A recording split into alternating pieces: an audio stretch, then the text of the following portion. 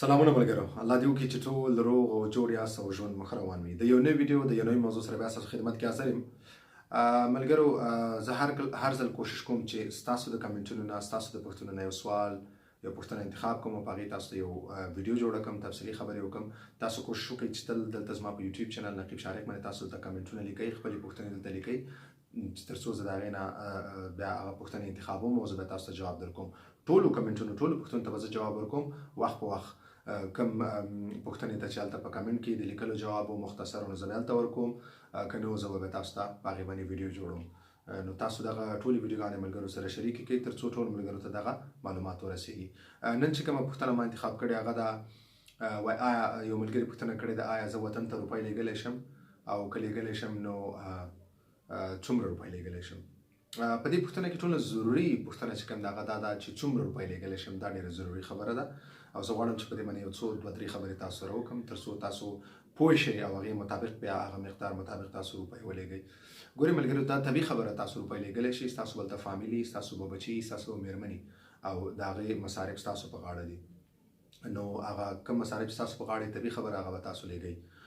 روپۍ لیږلو دپاره باید کم سے کم اول تاسو کار ولرئ، باید تاسو کار وکړئ، کار لپاره اسناد ولرئ. یو کس ته طبیعي خبره چې هغه اسناد لري نو هغه کار کولی شي. کله چې تاسو کار کوئ تاسو به تنخواه اخلئ.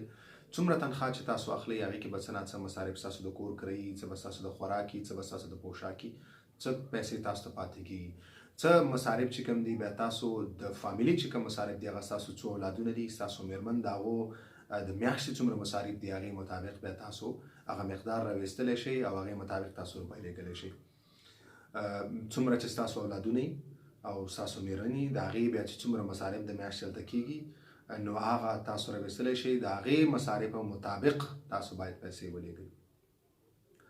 ځکه پیسې چې کله لیږئ تاسو وطن ته، تاسو ته ستاسو اولادونه، ستاسو مېرمن در په غاړه دي، د هغو مصارف ستاسو په غاړه باندې دي.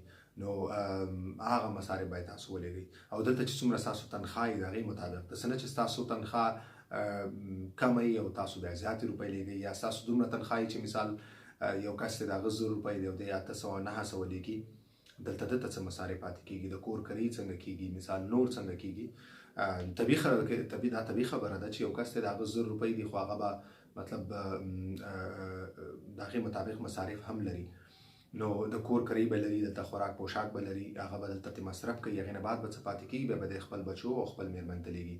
نو تاسو چې هر کله پیسې لیږئ تاسو خپل مصارف ته ګورئ، خپله تنخواه په نظر کې ونیسئ، خپل مصارف په نظر کې ونیسئ، بیا دلته څو اولادونه دي د هغو څومره مصارف دي ستاسو د مېرمن سره، د هغه ټول په نظر کې ونیسئ، د هغې مطابق تاسو بیا پیسې ولیږئ. بلکې بیا ستاسو د بچو نه هم دا کیدای شي کله دوی سفارت ته ځي انټرویو کې پوښتنه کیدلی شي چې تاسو له مطلب څومره روپۍ رالیږي، څومره راځي، څه ثبوت شته، څه یې نشته. نو دا تاسو قانوني ډول باندې دا روپۍ لیږئ. څومره چې ستاسو مصارف کېږي د خپلې مېرمنې او د ماشومانو نه هغومره مصارف تاسو لیږلی شئ. او خپل تنخواه هم په نظر کې ونیسئ، خپل مصارف دلته هم په نظر کې ونیسئ.